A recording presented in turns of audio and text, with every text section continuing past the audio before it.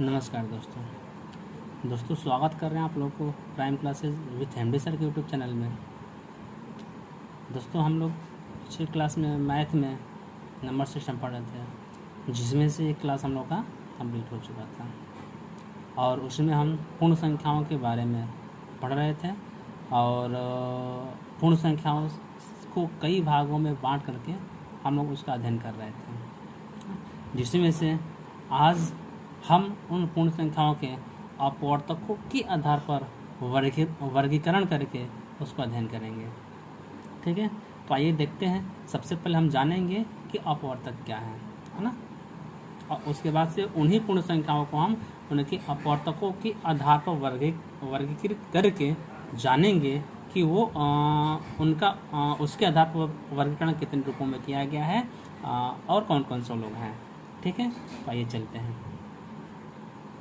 सबसे पहले हम जानेंगे कि अपवर्तक होता क्या है। तो देखिए, अपवर्तक का मतलब कि ऐसी संख्या, मतलब यह एक प्रकार की ऐसी संख्या है जो जिन जिन संख्याओं से पूर्ण विभाजित हो जाती है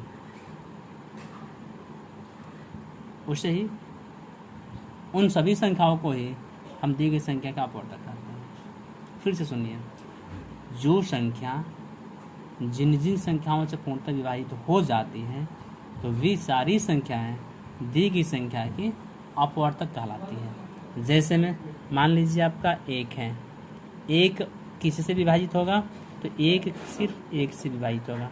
ठीक है, फिर दो को ले रहे हैं, दो किससे पूर्णतः विभाजित होगा तो दो एक से कटेगा और दो से कटेगा। तीन को ले रहे हैं, तीन किससे विभाजित होगा तो एक से कटेगा और तीन से कटेगा। चार को लीजिए, चार किससे पूर्णतः विभाजित होगा तो एक से कटेगा, दो से कटेगा, चार से कटेगा। पाँच को लेते हैं, पाँच किससे कटेगा एक से कटेगा और पाँच से कटेगा। छः को लेते हैं, छः जो है एक से कटेगा, दो से कटेगा, तीन से कटेगा, छः से कटेगा। तो आप यहाँ देख सकते हैं कि जो संख्या है, मान लीजिए एक है या एक केवल एक से विभाजित हो रही है ना, तो इस एक को ही हम एक का अपवर्तक कहेंगे। जैसे दो है तो दो जो है एक और दो दोनों से पूर्ण विभाजित हो रही है, इसलिए एक और दो इन दोनों को ही हम दो को अपवर्तक कहेंगे, है ना। मतलब जो संख्या है ना, ये दी गई संख्या जिन जिन संख्याओं से पूर्ण विभाजित होती है तो वे सारी संख्याएं दी गई संख्या की अपवर्तक कही जाती हैं ना। जैसे चार है, चार के बारे में आपसे पूछा जाए तो चार के बारे में हम कह सकते हैं कि चार एक से विभाजित होता है, दो से विभाजित होता है, चार से विभाजित होता है ना, अर्थात ये तीन संख्याओं से विभाजित होता है। इसलिए कह सकते हैं कि इस चार के अपवर्तक एक भी है, दो भी है और चार भी है, अर्थात चार के कुल तीन अपवर्तक हैं ना। तो सारे अपवर्तक में आएंगे ना। ऐसे आप गुणनखंड करके पहचान कर सकते हैं कि कौन संख्या किससे करते हैं ना। तो जिन जिन संख्याओं से पूर्ण विभाजित होंगी वे सारी संख्याएं क्या होंगी आपकी अपवर्तक होंगी। ठीक है, तो यहाँ से एक निष्कर्ष निकलता है आपको, है ना। यहाँ से एक निष्कर्ष निकलता है, देख लीजिएगा निष्कर्ष क्या है। यहाँ पर आपको ये दिख रहा है कि कुछ संख्या इसमें से ऐसी हैं जिसका केवल एक अपवर्तक है, जिसका केवल एक अपवर्तक है। जैसे में यह आपका एक हो गया, इसका केवल एक अपवर्तक है। कुछ संख्या इसमें ऐसी है जिसका केवल दो अपवर्तक है, एक दो का दो हो गया, तीन का हो गया, है ना, पाँच का हो गया, ऐसे ही सात का हो गया, 11 का हो गया। इन सब के दो अपवर्तक हैं।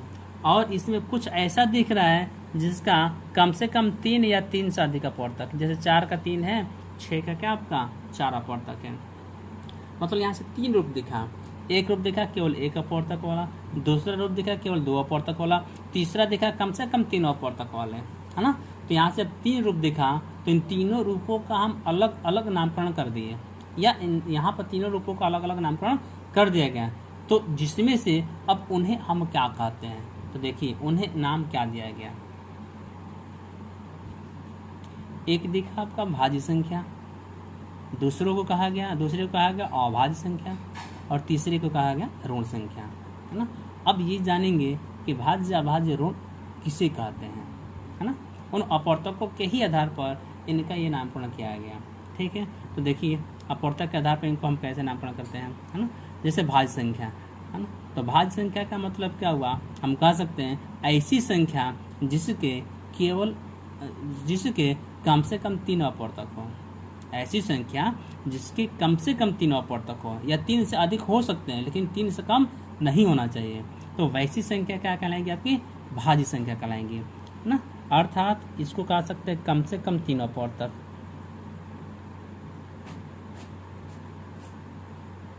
कम से कम 3 अपवर्तक।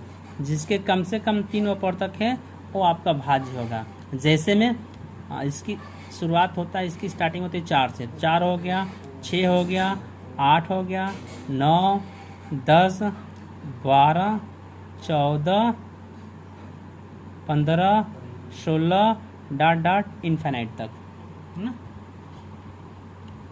ठीक है, मतलब 4 जो है ये 1 से कटेगा, 2 से कटेगा, 3 से कटेगा।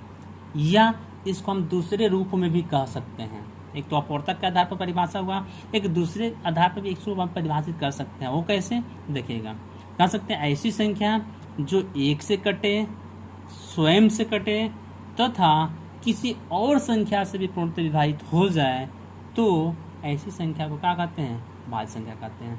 मतलब जो संख्या 1 से भी कट जाए, अपने आप से भी कट जाए और इनके अलावा किसी दूसरे से भी कट जाए, तो वे संख्या क्या होगी? आपकी भाज्य संख्या कहलाएंगे। जैसे में 4, 6, 8, 9, 10, 12, 14, 15, 16, 18 डॉट इत्यादि। ठीक है, पहचान कर लेंगे भाज्य संख्या। अब है आपका अभाज्य संख्या। अभाज्य संख्या किसे कहते हैं? तो अपवर्तक के आधार पर इसको भी परिभाषित कर सकते हैं। कह सकते हैं कि वे संख्याएं जिसका केवल 2 अपवर्तक हो, वे संख्या जिसका केवल 2 अपवर्तक हो, तो उन्हें ही क्या कहेंगे? हम अभाज्य कहेंगे। मतलब इसको कह सकते हैं केवल 2 अपवर्तक, केवल 2, जिसके केवल 2 अपवर्तक हो, उस संख्या को हम क्या कहते हैं? अभाज्य संख्या कहते हैं। जैसे में आप कह सकते हैं 2, 3, 5, 7, 11, 13, 17, 19 डॉट इन्फिनिट तक, ना, डॉट इन्फिनिट तक। अर्थात इसको दूसरे रूप में भी आप परिभाषित कर सकते हैं, है ना। वो देखिए कैसे कह सकते हैं।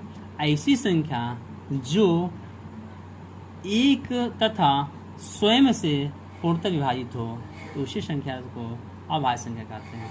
मतलब जो संख्या 1 से भी कट जाए और साथ ही साथ अपने आप से भी कट जाए, खुद से भी पूर्णतः विभाजित हो जाए, तो ये संख्या क्या कहलाएंगे? आपकी अभाज्य संख्या कहलाएंगी। और ये संख्या किसी दूसरे से नहीं कटती है ना। जैसे में 2, 3, 5, 7, 11, 13, 15, 17, 19, 23, है ना, वगैरह वगैरह। ठीक है, तो अभाज्य संख्या भी पहचान कर लेंगे, है ना। एक चीज और देख लीजिएगा अभाज्य संख्या में। अभाज्य संख्या से क्वेश्चन बनता भी आपका ना। क्वेश्चन कैसे बनेगा वो देख लेते हैं, है ना। कहेगा कि 1 से 100 के बीच में कुल कितनी अभाज्य संख्याएं हैं। आपसे पूछ सकता है कि 1 से 100 के बीच में कुल अभाज्य संख्याओं की संख्या कितनी है ना। इसको याद रखना जरूरी होता है। तो देख लीजिए कौन कौन सा है, उसको आप लोग याद भी कर लीजिएगा ना, क्योंकि इससे कई बार एग्जाम में क्वेश्चन पूछ चुका है, कई तरीके से पूछता है। वो सारे तरीके आपके सामने हम रखेंगे। पहले देखते हैं कि 1 से 100 के बीच में अभाज्य संख्या कौन कौन सी है ना। तो शुरुआत करते हैं हम लोग। सबसे पहला या सबसे छोटा अभाज्य संख्या 2 है, 3 है, 5, 7, 11, 13, 17, 19, 19 के बाद से 23, 29, 31, 37, 41, 43, 47, है ना। और उसके बाद से कह सकते हैं आप 53, 59, 61, 67, 71, 73, 79, उसके बाद से 83, 89 और 97।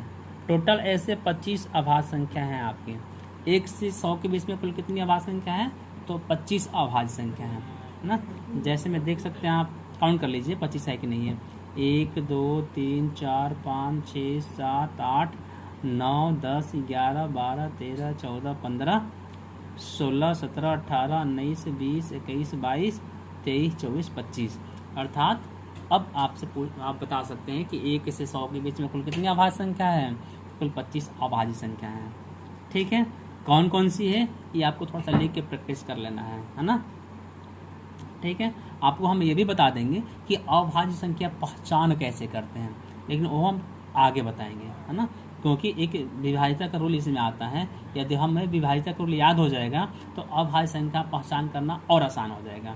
इसलिए जब विभाज्यता का रूल हम लोग जान जाएंगे तब बताएंगे अभाज्य संख्या की पहचान कैसे करते हैं। तब तक आपको 1 से 100 के बीच में कौन कौन सी अभाज्य संख्या है इसको याद कर लेना है। इसको बार बार लिखेंगे, प्रैक्टिस करेंगे तो आपको याद हो जाएगा, खुद ब खुद याद हो जाएगा, है ना। ग्रुप बना के याद कर सकते हैं कि 1 से 10 के बीच में कौन कौन से हैं, 10 से 20 के बीच में कौन कौन से हैं, 20 से 30 के बीच में कौन कौन से हैं। ऐसे आप लिख के प्रैक्टिस करेंगे तो उम्मीद है कि याद हो जाएगा आपको आसानी से। ठीक है, तो अभाज्य संख्या ये हो गया। 1 से 100 के बीच में कुल 25 अभाज्य संख्या है। ये भी पूछ सकता है कि 1 से 50 के बीच कुल कितनी अभाज्य संख्या है, तो आप कह सकते हैं कि 1 से 50 के बीच कुल 15 अभाज्य संख्या है। अर्थात 1 से 100 के बीच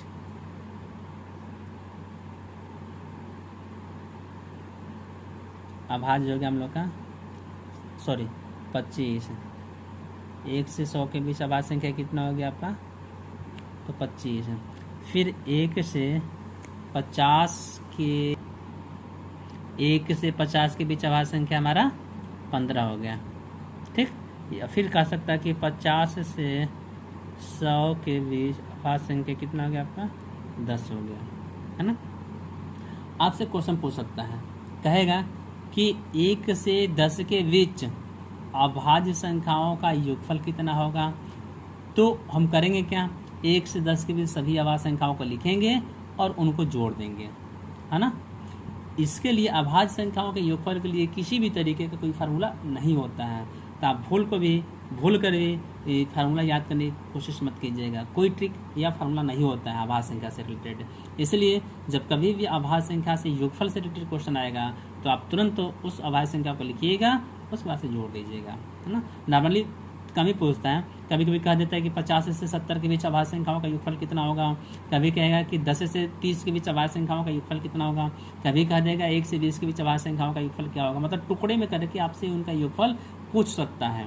तो आप करेंगे क्या, तुरंत उसको लिखेंगे और उसके बाद से जोड़ देंगे। तो उसका सोल्यूशन यही है ना। तो उम्मीद है कि आपको अभाज्य संख्या स्पष्ट हो गया होगा, कौन कौन सी अभाज्य संख्या है वो भी स्पष्ट हो गया होगा। एक क्वेश्चन ये भी पूछ सकता है इस अभाज्य संख्या से, कहेगा कि प्रकृति में सबसे छोटी अभाज्य संख्या कौन सी है, तो क्या कहेंगे, सबसे छोटी अभाज्य संख्या 2 है। बहुत ज़्यादा कन्फ्यूजन होता है इसमें, है ना। तो आपको ध्यान रखना होगा कि सबसे छोटी अभाज्य संख्या 2 है ना। कहेगा कि सबसे बड़ी अभाज्य संख्या कौन सी है, तो आप कहेंगे कि सबसे बड़ी अभाज्य संख्या को हम ज्ञात नहीं कर सकते, वो अपरिभाषित है, उसको अपरिभाषित हम बताएंगे। या ये भी कह सकता है आपसे कि बताइए सबसे छोटी सम अभाज्य संख्या कौन सी है, तो सबसे छोटी सम अभाज्य संख्या 2 है। सबसे छोटी सम अभाज्य संख्या 2 है। ये भी कह सकता है कि वह कौन सी ऐसी सम संख्या है ना, जो अभाज्य के अंतर्गत आती है, तो इकलौता 2 है। 2 इकलौती ऐसी सम है जो अभाज्य में आता है। इसके अलावा ऐसा कोई सम संख्या नहीं है कि जो अभाज्य में आता हो। ठीक है, आपसे पूछ सकता है कि सबसे छोटी विषम अभाज्य संख्या कौन सी है, तो आप बता सकते हैं सबसे छोटी विषम। इसमें विषम कहाँ से स्टार्ट हो रहा है ना। सबसे पहला जो विषम होगा वही सबसे छोटा विषम होगा, अर्थात 3। कह सकते हैं सबसे छोटी विषम अभाज्य संख्या 3 है। तो इसमें से क्वेश्चन कई तरह से आपसे पूछ सकता है। तो आपको उसके बारे में यदि पता है कोई चीज़ होता क्या है, उसके एग्जाम्पल सीक्वेंस से आपको ध्यान पर है छोटा से बड़ा की ओर, तो आप उसमें से आसानी से छोटे बड़े की पहचान कर सकते हैं और किसी भी तरीके का क्वेश्चन है तो आप बता सकते हैं, है ना। अर्थात आपको अभाज्य संख्या या किसी भी चीज़ के बारे में पता होना चाहिए। यदि पता है तो उसको आप किसी भी तरीके से पूछा जाए तो बताना आसान हो जाता है। ठीक है, एक चीज़ बस रह जा रहा है, अभाज्य संख्या की पहचान करना। अभाज्य संख्या की पहचान करने का तरीका हम आगे बताएंगे, है ना, ध्यान रखिएगा। जब विभाज्यता का रूल होगा तभी बताएंगे उसको। ठीक है, अब बात आता है ऋण संख्या। ऋण संख्या, ऋण संख्या किसे कहते हैं? तो अपवर्तक के आधार पर बताएंगे, है ना। ऐसी संख्या जिसके केवल एक अपवर्तक हो। जिस संख्या का केवल एक अपवर्तक होगा वही संख्या आपका ऋण संख्या कहलाएगा। केवल एक अपवर्तक, है ना, केवल एक अपवर्तक। और केवल एक अपवर्तक वाली संख्या मात्र एक ही है, जैसे में एक कह सकते हैं, है ना। अर्थात ऋण संख्या का एग्जाम्पल क्या हुआ आपका? बस एक के अलावा कोई ऋण संख्या नहीं है ना। कहीं कहीं आपको ये भी कहा जाता है कि ऋण को ही अभाज्य कुछ लोग मानते हैं। कुछ लोग का मानना है कि ऋण कहिए या अभाज्य कहिए, दोनों एक ही चीज़ है ना। तो ऐसे ये भी सत्य ही है, ऋण और अभाज्य लगभग सेम है। लेकिन यदि कहीं आपसे स्पेशली ऋण यानी पूछा जाए और वहाँ पर एक का ऑप्शन में जिक्र है, तो हम एक को स्पेशली ऋण कहेंगे, न कि 2 3 4 यानी 2 3 5 7 को हम ऋण कहेंगे, है ना। इससे थोड़ा आपको ऑप्शन के आधार पर ऋण से रिलेटेड क्वेश्चन बनाएगा तो आप कंफ्यूज हो सकते हैं, है ना। ऋण का परिभाषा जो हुआ अपवर्तक के आधार पर, तो बस यही हुआ कि जिससे केवल एक अपवर्तक हो, है ना।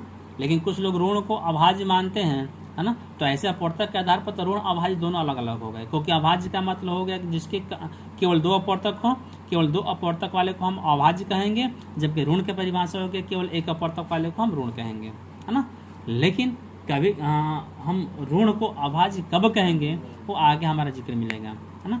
तो आपसे कहेगा जब ऑप्शन बनाएगा, मान लीजिए बना दिया ऑप्शन और वहाँ पर एक है या नहीं है, ऑप्शन बनाया जैसे 1 हो गया, 3 4 9, आपसे ये कह गया कि निम्न में से ऋण संख्या की पहचान कीजिए। तो ऑप्शन में 1 है तो 1 को हम टिक कर देंगे, तो एक ऋण संख्या है ना।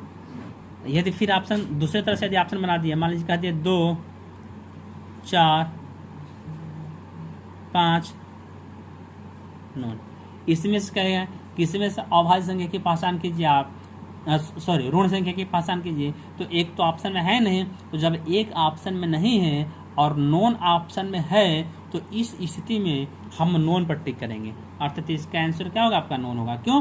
क्योंकि ऋण संख्या का मेन मकसद होता है एक। ऋण संख्या का मेन परिभाषा होता है जिसके केवल एक अपवर्तक हो।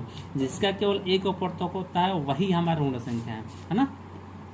अब लेकिन दूसरी तरह से आपसे क्वेश्चन कह देगा, जैसे ऑप्शन बना दिया, ऑप्शन में मिल गया 2 है, आपका 4 है, 9 है और ये सभी हैं। 4 ऑप्शन आपका ऐसे बना दिया। आपको दिख रहा है कि इसमें 2 एक अभाज्य संख्या है, 4 भाज्य संख्या है, 9 भाज्य संख्या है और ये सभी एक ऑप्शन है। तो इस स्थिति में कह रहा है कि आप ऋण संख्या की पहचान कीजिए। तो जब ऋण की पहचान करने की बात कर रहा है तो ऋण तो एक होता है और एक ऑप्शन में दिख नहीं रहा है ना, और नॉन भी ऑप्शन में नहीं दिख रहा है। तो इस स्थिति में हम क्या कहेंगे? जो अभाज्य है उसी अभाज्य को ऋण की वरीयता दे दी जाएगी। अर्थात अब यहाँ पर 2 को ऋण मान लिया जाएगा ना, क्योंकि ऋण का दूसरा नाम अभाज्य भी एक तरह से होता है। ठीक है, तो आपको ऑप्शन के आधार पर कंफ्यूज नहीं होना है। यदि 1 है तो 1 को ही हम हमेशा ऋण कहेंगे। यदि ऑप्शन में 1 नहीं है और साथ ही साथ नॉन भी ऑप्शन में नहीं है, तो उस स्थिति में जो अभाज्य है उस अभाज्य को हम ऋण की वरीयता देंगे, अन्यथा में कभी नहीं देंगे। ठीक है, तो उम्मीद है कि आपको ऋण भी स्पष्ट हो गया होगा, अभाज्य संख्या भी स्पष्ट हो गया होगा और भाज्य संख्या भी स्पष्ट हो गया होगा।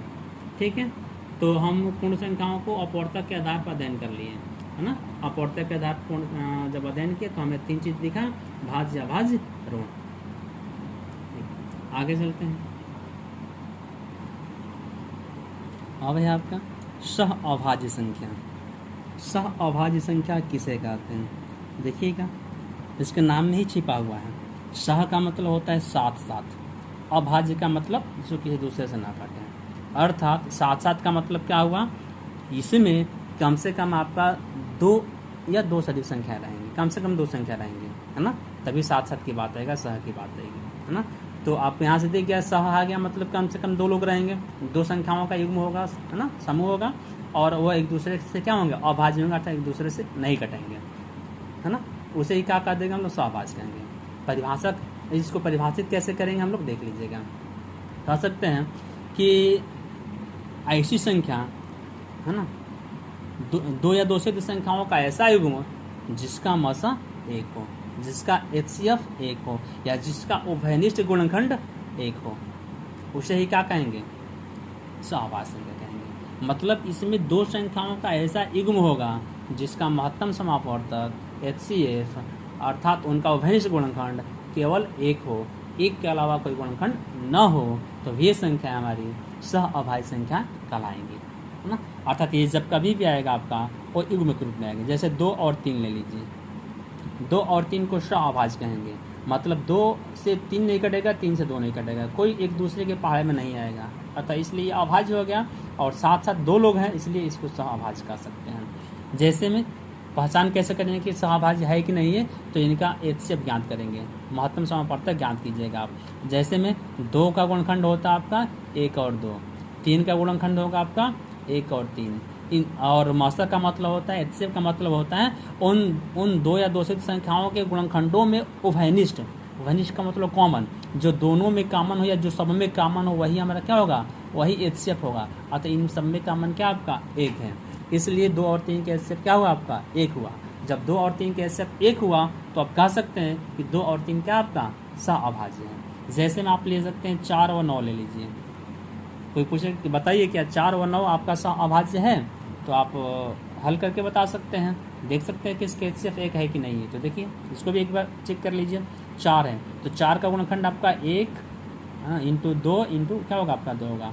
9 का गुणनखंड 1 इंटू 3 इंटू 3 होगा।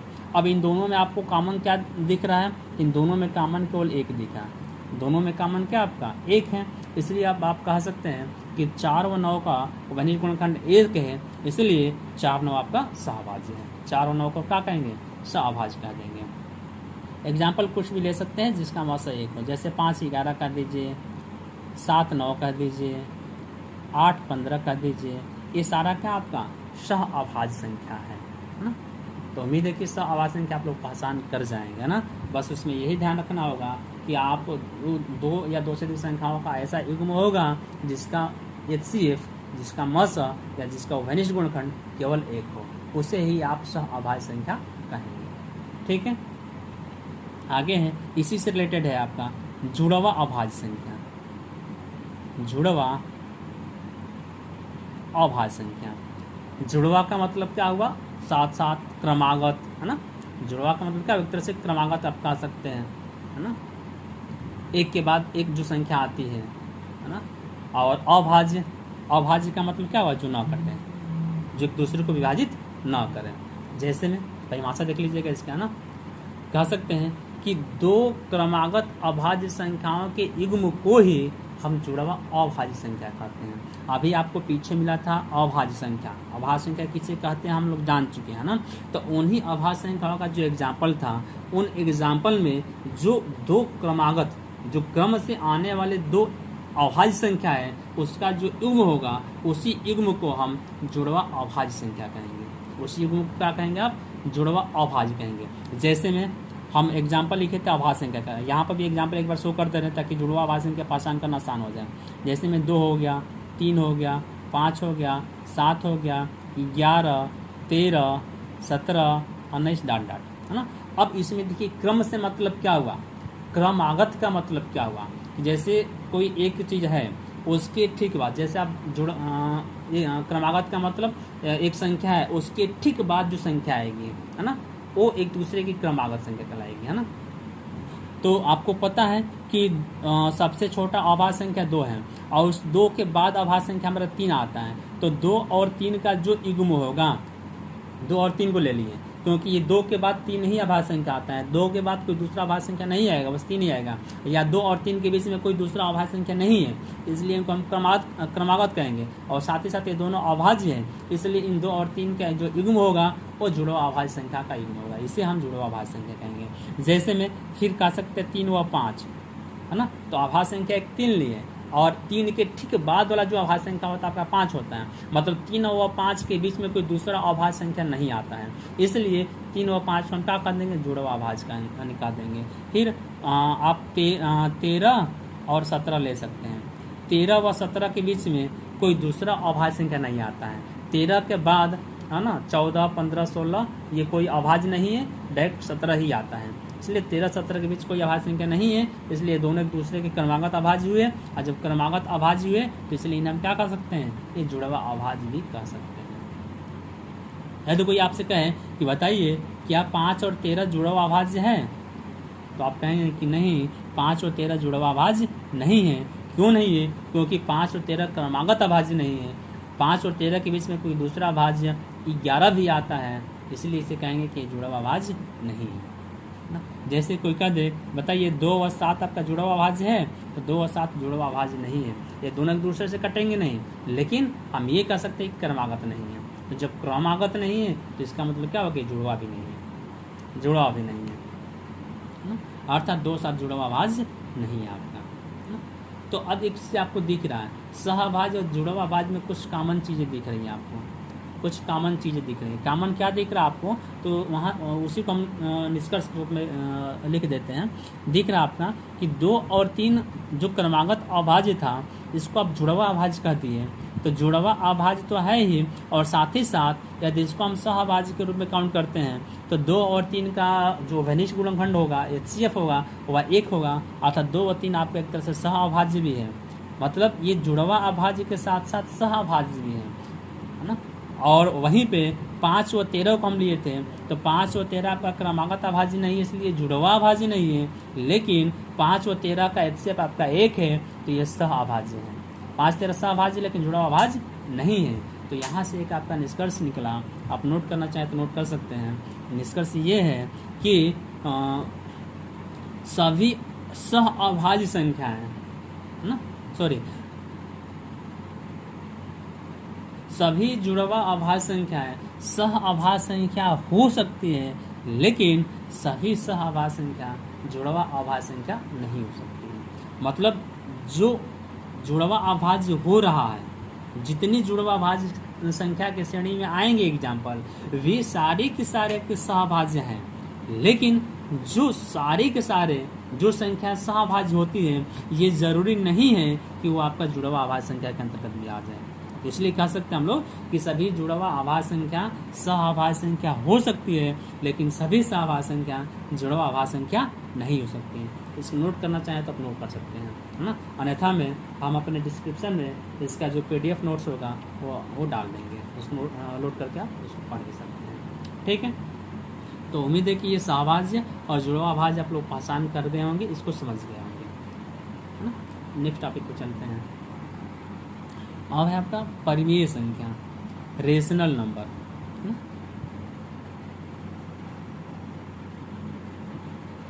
रेशनल रेशियो से बना है, रेशनल रेशियो से बना है। रेशियो का मतलब होता है अनुपात, मतलब जो संख्या अनुपात के रूप में हो, सामान्यतः उसे ही हम परिमेय संख्या कहते हैं। मतलब इसके नाम में ही इसका परिभाषा छिपा हुआ है ना।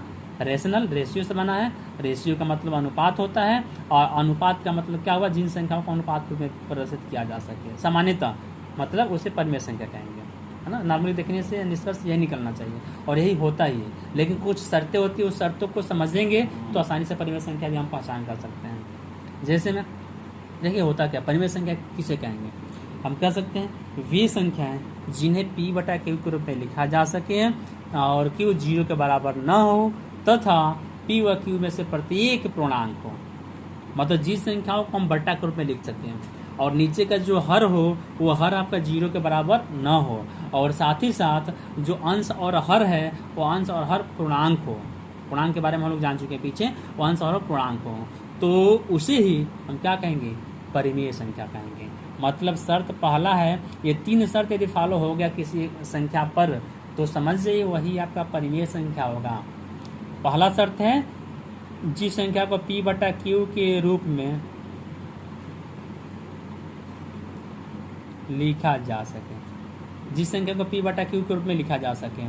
दूसरा शर्त है Q is not equal 0, Q 0 के बराबर, मतलब हर जो नीचे का जो आपका नॉमिनेटर है, हर है, वो 0 नहीं होना चाहिए, डिनोमिनेटर, ठीक है। और तीसरा जो है आपका P व Q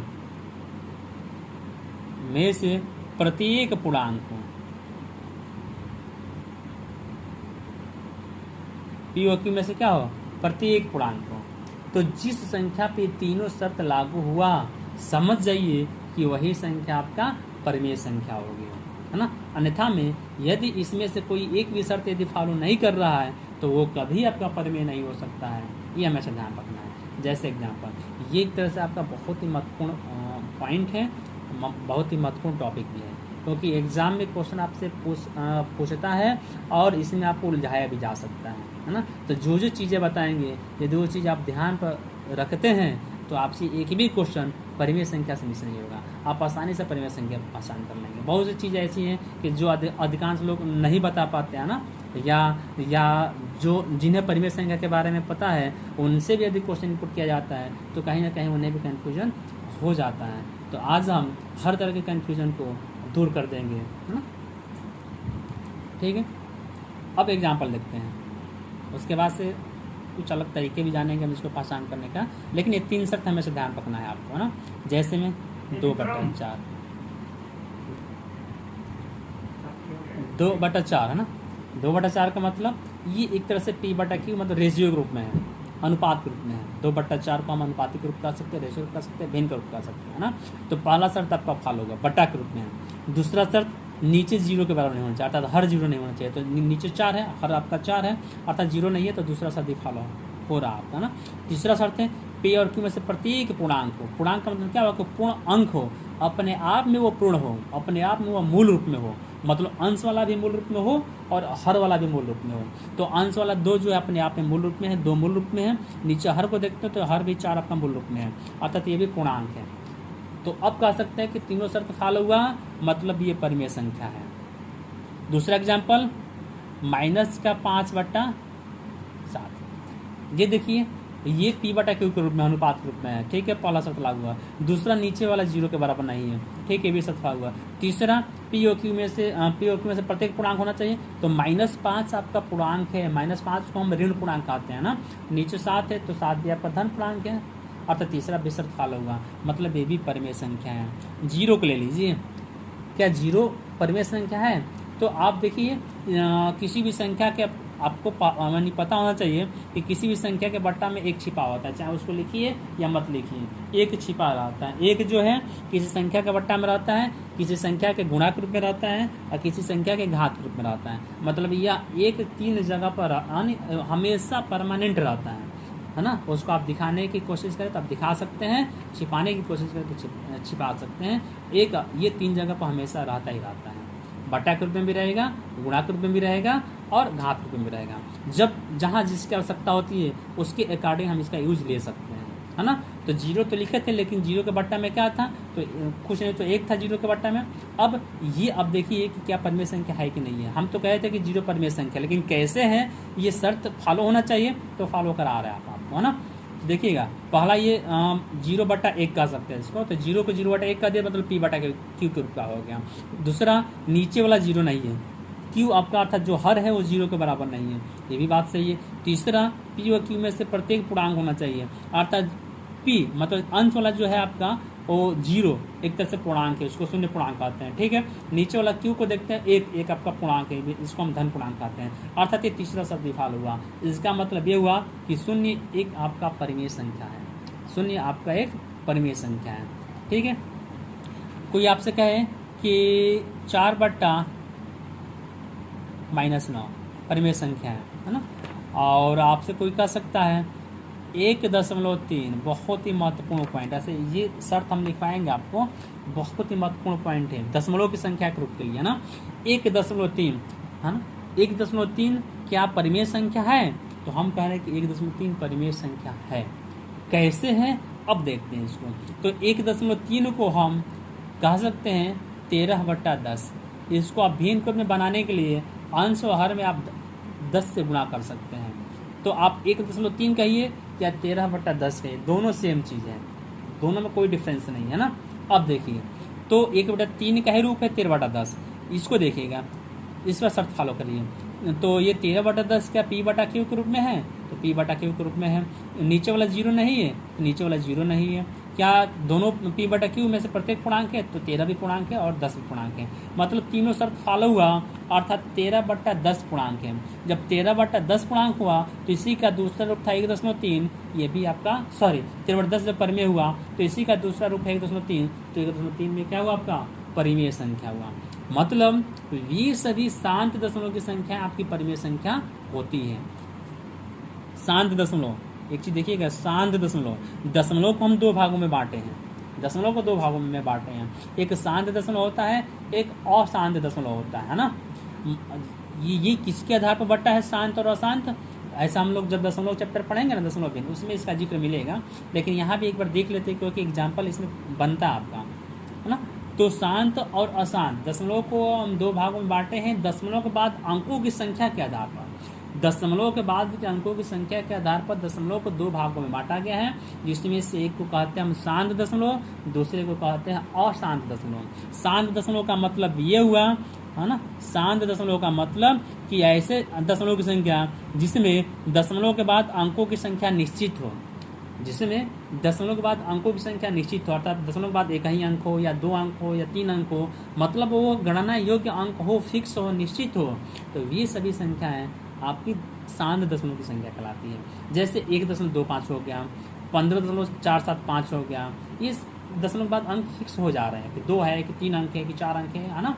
इसलिए ये सारी शांत दशमलव की संख्या आपकी परिमेय संख्या होती है। नोट में लिखना चाहे तो नोट में लिख सकते हैं कि वे सभी शांत दशमलव की संख्याएं आपकी परिमेय संख्या होती है। ठीक है। दूसरा होता है आपका अशांत दशमलव। तो अशांत दशमलव का मतलब क्या हुआ?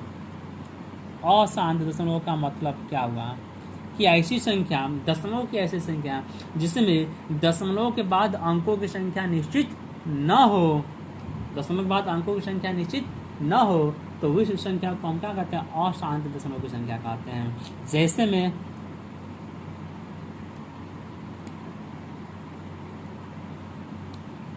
1.457 ऐसे रहेगा, मतलब दशमलव बाद से जो अंक रहेंगे उनके बाद डॉट डॉट आपका रहेगा। डॉट डॉट का मतलब क्या हुआ कि इसके आगे और भी संख्याएं हैं, लेकिन इसके बाद कितनी संख्या है ये यहाँ से कंफर्म या निश्चित नहीं हो पाता है।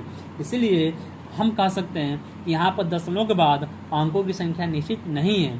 जब यहाँ पर दशमलव के बाद अंकों की संख्या निश्चित नहीं है, इसलिए अशांत दशमलव की संख्या है और इसे p/q के रूप में नहीं लिख सकते हैं। इसे p/q के रूप में हम नहीं लिख सकते हैं। तो जब इसे p/q के रूप में नहीं लिख सकते हैं, इसलिए ये एक तरह से आपका परिमेय संख्या नहीं हुआ। अर्थात कह सकते हैं कि वे सभी अशांत दशमलव की संख्या है जिसे p/q के रूप में प्रदर्शित न किया जा सके, उसे ही हम उसे हम परिमेय संख्या के अंतर्गत नहीं लाते हैं। अर्थात तो ये संख्या परिमेय संख्या नहीं होती है।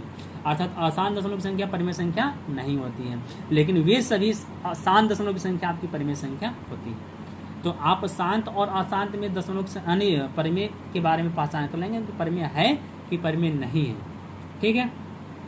दूसरा इसी से रिलेटेड आता है, एक पुनरावृत्ति दशमलव की संख्या होती है। मतलब अशांत दशमलव की संख्या में भी, है ना, अशांत दशमलव की जो संख्या होती है उसमें एक ऐसा रूप होता है जिसमें दशमलव के बाद अंकों की संख्या निश्चित तो नहीं होती है, लेकिन उसमें एक ही अंक बार बार आते हैं, है ना। दशमलव के बाद अंकों की संख्या निश्चित नहीं है कि अंक कितने हैं, लेकिन ये निश्चित होता है कि वह अंक कौन से हैं। इसलिए उस तरह के अशांत दशमलव की संख्या को हम पुनरावृत्ति दशमलव की संख्या कहते हैं, पुनरावृत्ति दशमलव भिन्न कहते हैं। और ये सभी पुनरावृत्ति दशमलव की संख्याएं आपकी परिमेय संख्या होती है। ये सभी पुनरावृत्ति दशमलव की संख्याएं जो होंगी आपकी परिमेय संख्या होती है। जैसे में 1.444 देखिए, एक दशमलव बाद से एक ही अंक है और वो ही बार बार आ रहा है, इसलिए ये एक तरह से अशांत दशमलव की संख्या भी है, लेकिन ये एक ही अंक की पुनरावृत्ति हो रही है, आवृत्ति हो रही है, इसलिए इसको हम 1.4 पर बार भी लिख सकते हैं। इसको इतना छोटा भी बनाया जा सकते हैं। तो जब इसको इतना छोटा कर दिए तो इसे हम पूर्ण यानी p/q के रूप में भी ले सकते हैं। तो उसका तरीका क्या होता है? अच्छा, दशमलव का जब भिन्न पढ़ेंगे ना तो उसमें जानेंगे, इस पर एग्जाम में क्वेश्चन आता है। नॉर्मली समझ जाते हैं यहाँ पर कि इस पूरी संख्या को हम 14 कह सकते हैं 14 में से जिस पर बार नहीं होता उसको हम घटाते हैं, आप बटा में दशमलव के बाद से जितने अंकों पर बार उतना 9, दशमलव बाद जितने अंकों पर बार नहीं उतना 0 लिखते हैं, तो है ना। अर्थात 14 में से आपका 13, 13/9।